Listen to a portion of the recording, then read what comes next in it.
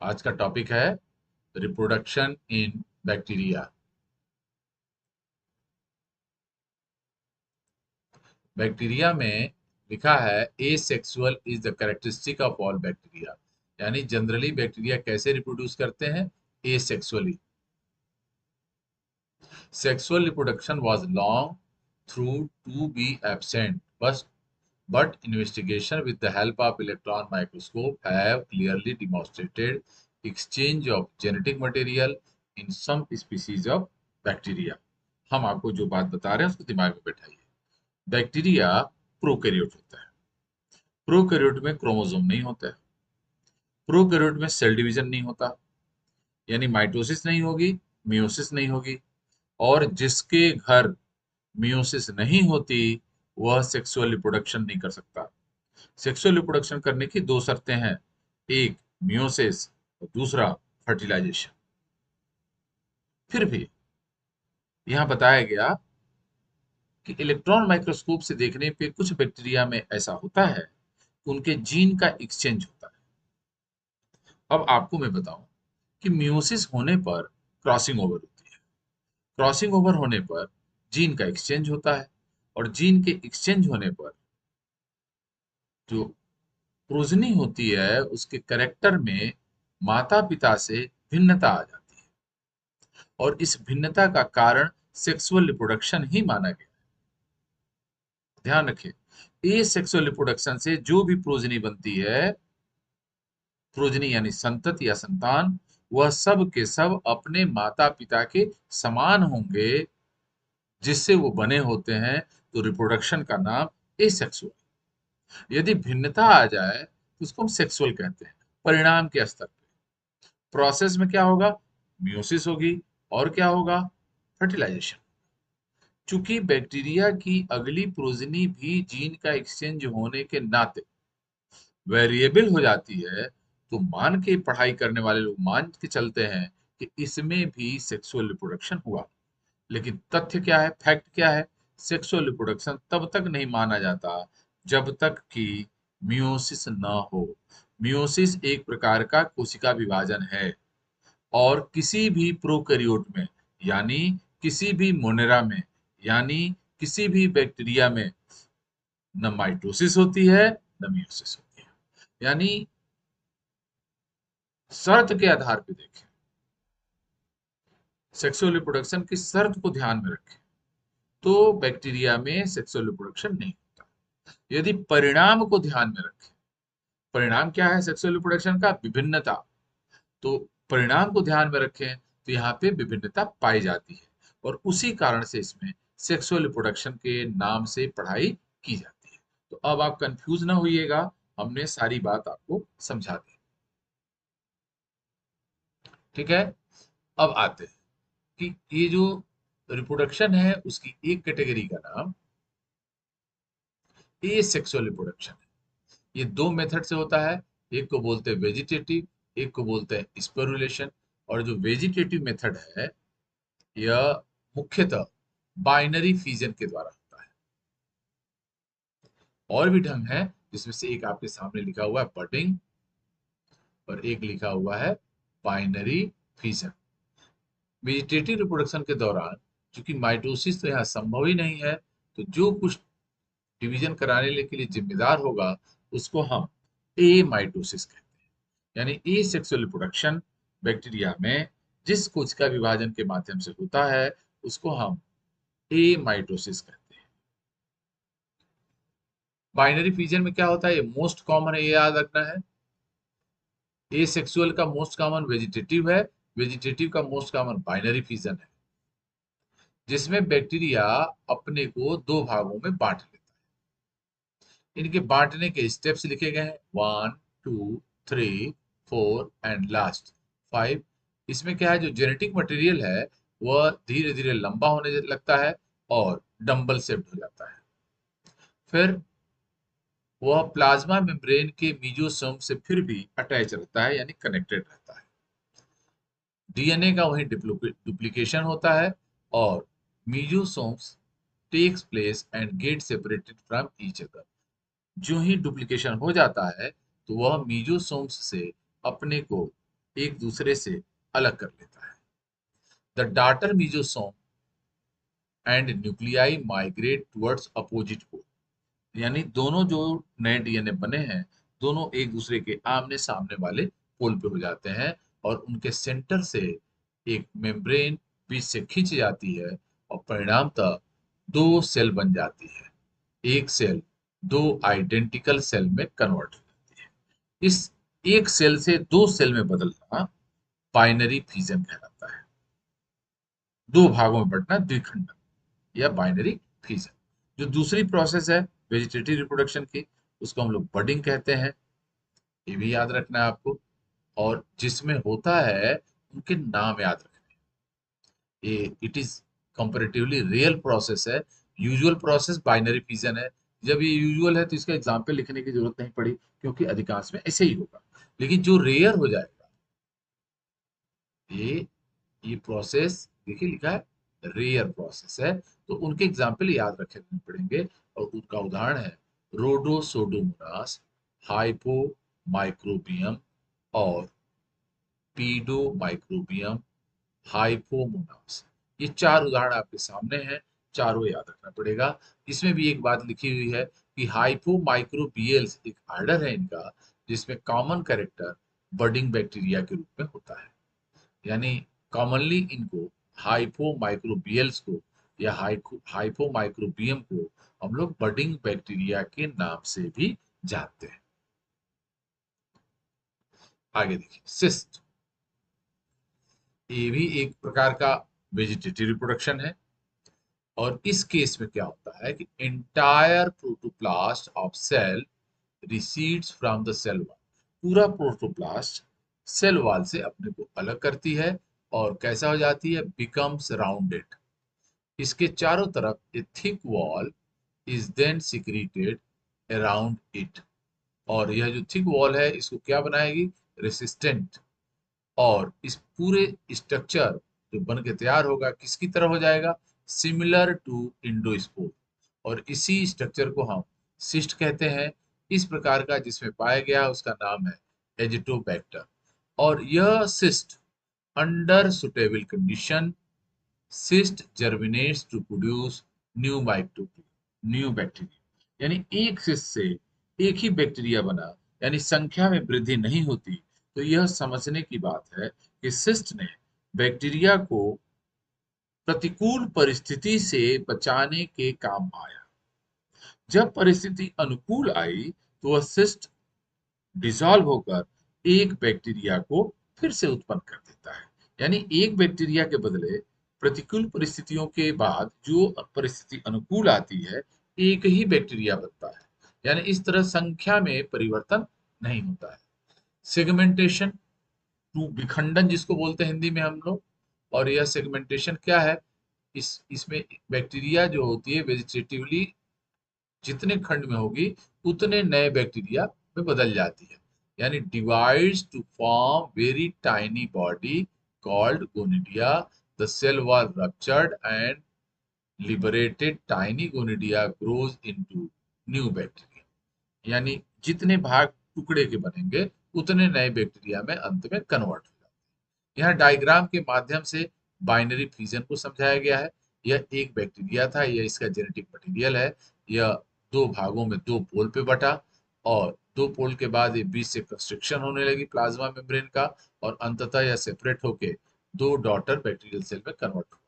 यहाँ आपको देखिए बडिंग की प्रोसेस दिख रही है और उसको इलेक्ट्रॉन माइक्रोस्कोप में इनलार्ज करके दिखाया गया है। एक छोटा सा आउटग्रोथ है बैक्टीरिया की सेल से और इसी छोटे से आउटग्रोथ को हम बड कहते हैं।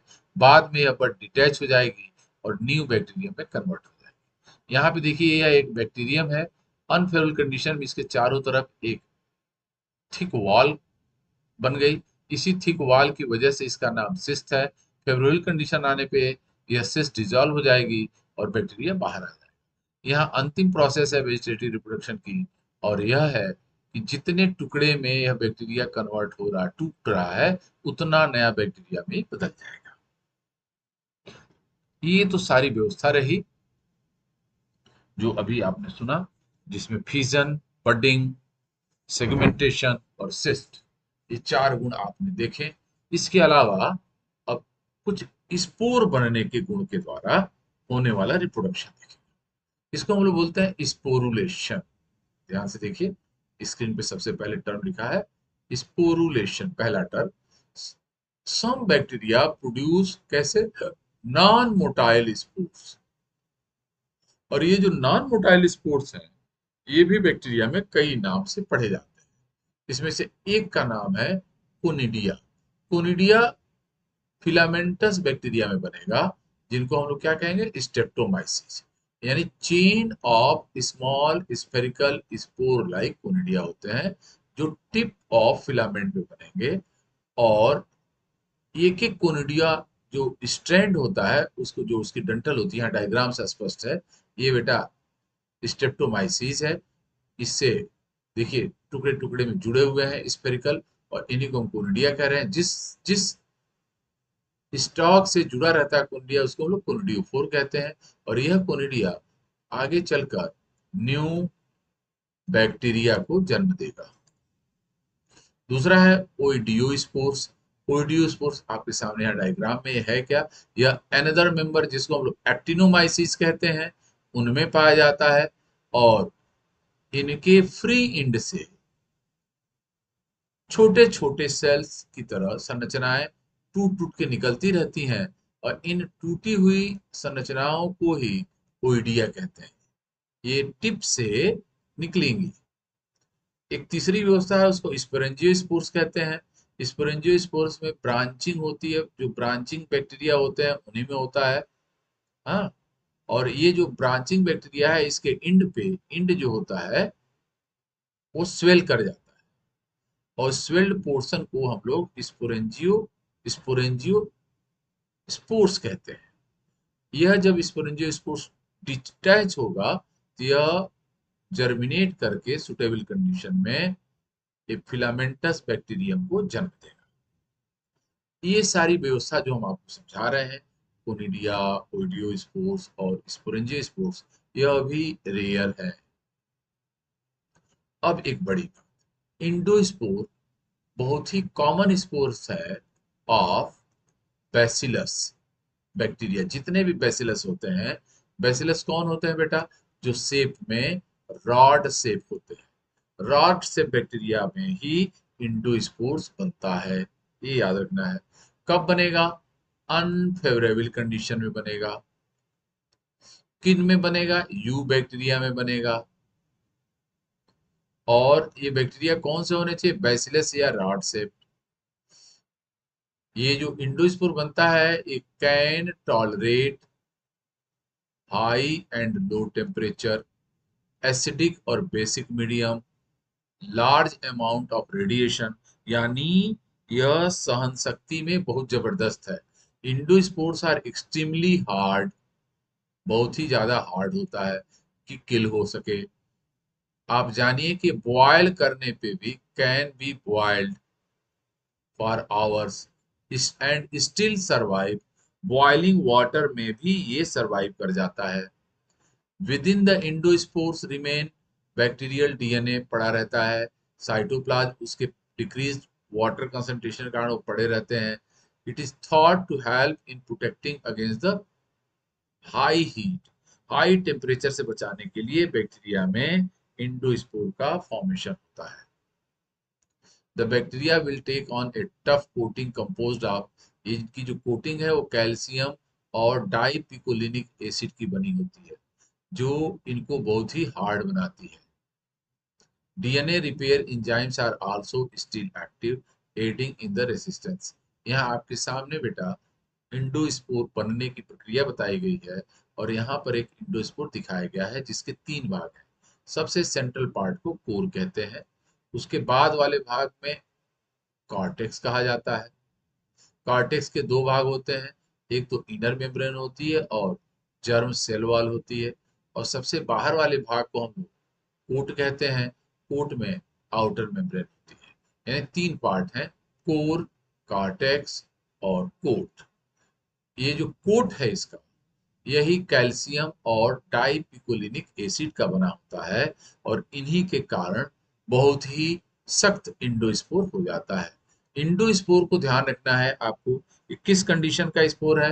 अनफेवरेबल कंडीशन का, यानी प्रतिकूल परिस्थिति से बैक्टीरिया को बचाने के लिए जो रॉड से बैक्टीरिया में स्पोर बनता है उसी का नाम इंडोस्पोर है।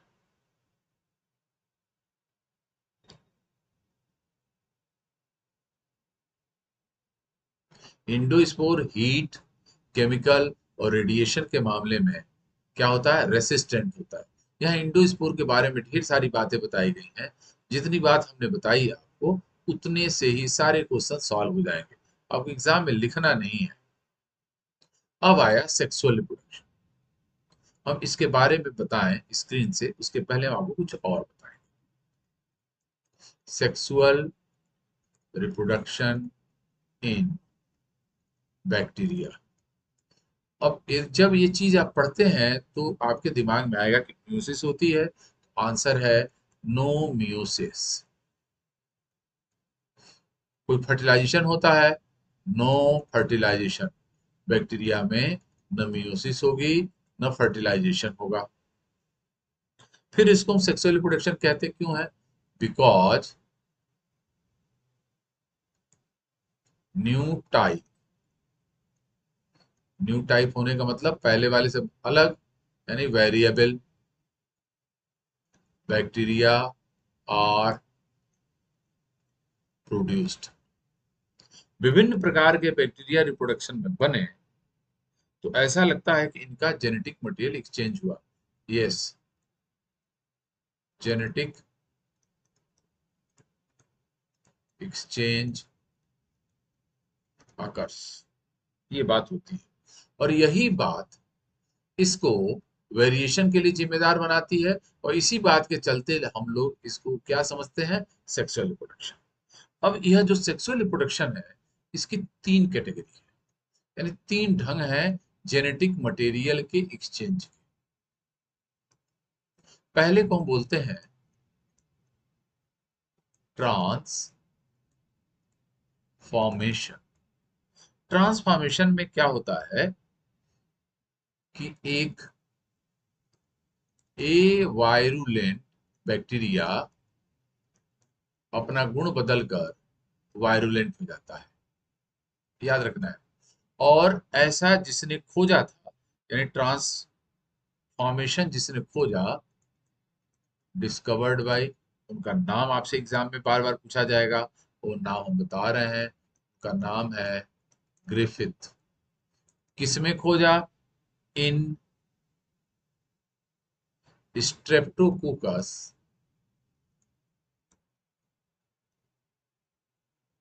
निमोनी।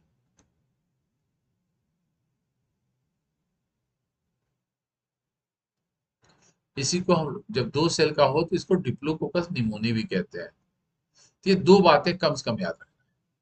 किसने खोजा ट्रांसफॉर्मेशन? ग्रिफिथ ने।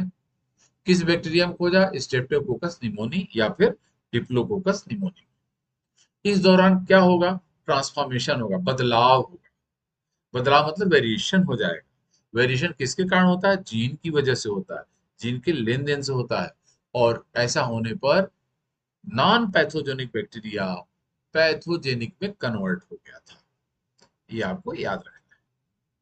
जो दूसरा ढंग है उसको हम लोग बोलते हैं कंजुगेशन। कंजुगेशन की खोज जिसने किया था उसका नाम पूछा गया है एग्जाम में, तो वो भी हम लिख देंगे। Discovered by Lederberg and Lederberg and Tatum, Tatum, Tatum. कब? 1946। ठीक है। ये ग्रिफिथ ने कब खोजा था? 1928। किसमें खोजा कंजुगेशन? इन ई कोलाई। ये भी याद रखना है आपको। कंजुगेशन जिसके द्वारा खोजा गया उनका नाम लेडरबर्ग और टिटम है। जिसमें खोजा गया उसका नाम इकोलाई है। क्लियर? और इस दौरान जो जीन का ट्रांसफर होगा, gene transfer through conjugation tube, ये याद रखना। यहाँ पे जीन का ट्रांसफर एक बैक्टीरिया से दूसरे बैक्टीरिया में जब होगा तो एक ट्यूब के सहारे होगा, और उस ट्यूब को हम कंजुगेशन ट्यूब कहते हैं। क्लियर? अब तीसरी व्यवस्था, ट्रांसडक्शन।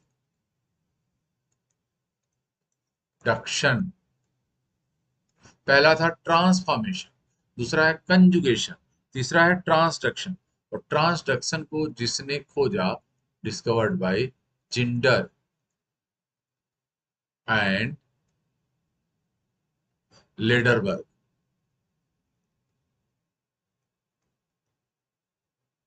कब?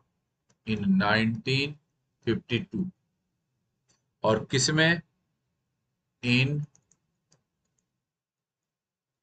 साल्मोनेला टाइफीमूरियम।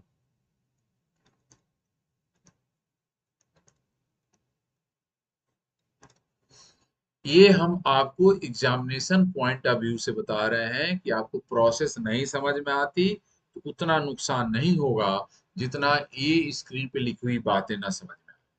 हम दोहरा रहे हैं, बैक्टीरिया में सेक्सुअल रिप्रोडक्शन के दौरान कोई मियोसिस नहीं होगी, कोई फर्टिलाइजेशन नहीं होगा। जब मियोसिस नहीं होगी तो उसके स्टेप भी नहीं होंगे।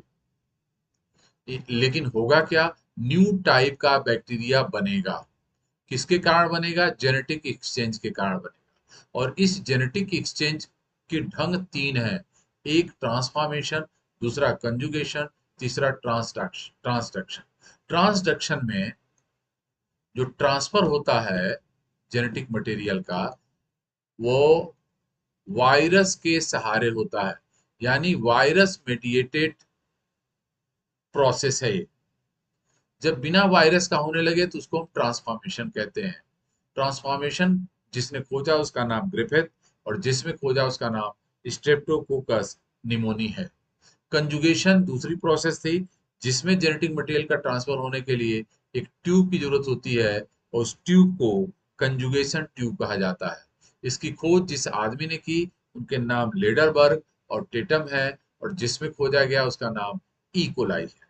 तीसरी प्रोसेस जिसमें हम समझा रहे हैं कि वायरस के सहारे एक बैक्टीरिया से जेनेटिक मटेरियल दूसरे बैक्टीरिया में पहुंचाकर परिवर्तन लाया जाता है, तो उस प्रोसेस को हम ट्रांसडक्शन कहते हैं।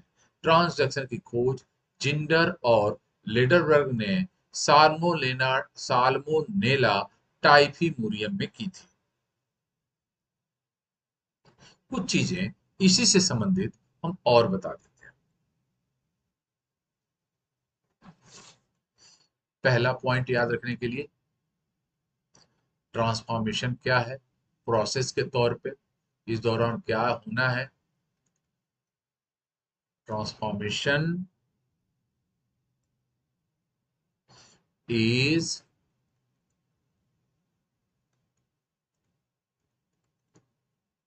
Transferring of DNA. डीएनए ही बेटा जीन है, ये याद रखना है। ट्रांसफरिंग ऑफ डीएनए फ्रॉम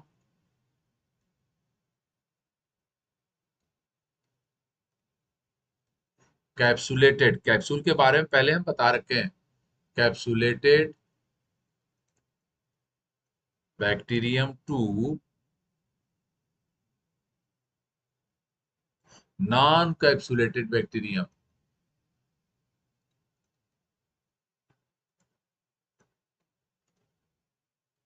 और जो ही आप कैप्सुलेटेड से नॉन कैप्सुलेटेड में ट्रांसफर किए तो बैक्टीरिया ट्रांसफॉर्म्ड हो गया, बदल गया। इसी बदलाव का नाम ट्रांसफॉर्मेशन। दूसरी जो प्रोसेस थी जिसको हम लोग क्या बोल रहे हैं, कंजुगेशन। यहाँ पे जीन का ट्रांसफर कंजुगेशन, एक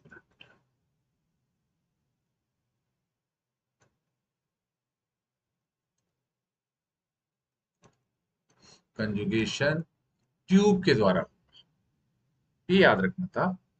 और यह जो कंजुगेशन है का एक ढंग है कि F प्लस का F माइनस से हो तो ऑल F प्लस हो जाएंगे। यहाँ प्लस डोनर बैक्टीरिया को बोलते हैं बेटा, और माइनस रेसिपिएंट को बोलते हैं। तो जब डोनर बैक्टीरिया से कंजुगेशन ट्यूब के द्वारा प्लाज्मिड का ट्रांसफर किया जाएगा रेसिपिएंट को, तो वह भी कैसा हो जाएगा, F प्लस हो जाएगा। दूसरा है F प्लस को यहाँ याद रखना है, F प्लस को क्या बोलते हैं, मेल। और F माइनस को क्या बोलते हैं हम लोग, फीमेल। फीमेल क्या होती है, रेसिपिएंट। और मेल क्या होता है, डोनर। जो दूसरी व्यवस्था है उसमें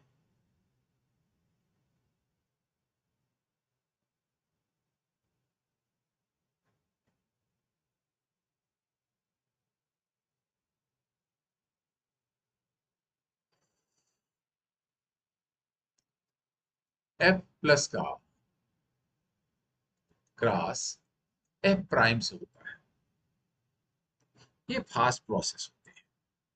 और एक और व्यवस्था है जिसके चलते हाई फर्टिलिटी रेट वाला बैक्टीरिया बनके तैयार हो। एक तीसरा सवाल पूछा जाएगा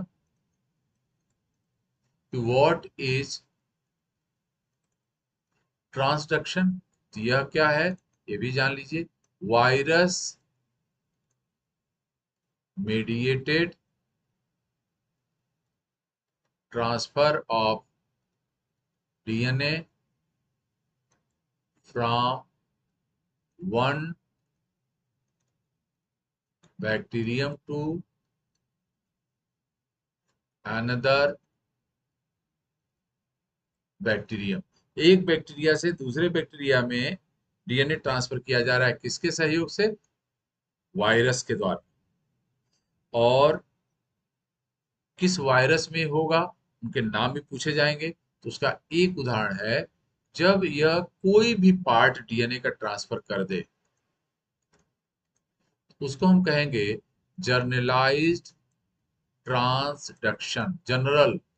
और ऐसा जिस में पाया गया है, जो कराने वाला वायरस है, उसको बोलते हैं P22।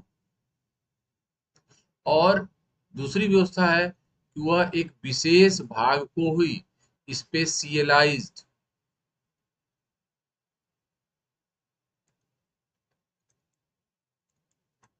स्पेशलाइज्ड ट्रांसडक्शन में एक विशेष भाग का ही ट्रांसफर होगा। और इस तरह का ट्रांसफर कराने वाला वायरस होता है लेम्डा वायरस, या लेम्डा फेज बोलते हैं इसको। तो ये याद रखना है, लेम्डा फेज क्या कराएगा, स्पेशलाइज्ड ट्रांसडक्शन। P22 क्या कराएगा, जनरलाइज्ड ट्रांसडक्शन। तो इतनी बातें सेक्सुअल रिप्रोडक्शन से संबंधित न्यूनतम आपको याद रखनी है। ये बताइए कि जो मैं भी पढ़ा रहा हूं, आप लोगों को ये बातें समझ में आई या नहीं, बताओ बच्चा लोग। शीलम, मंजुलिका, सरिता, जो लोग जुड़े हुए हैं वो बताएं, ये बात समझ में आई। बहुत ही शार्ट में, सिर्फ जो एग्जाम में पूछे जाते हैं उतनी ही बात हम बताए हैं आपको, जिससे कि आपको याद रखने में सुविधा रहे। बताओ बच्चा।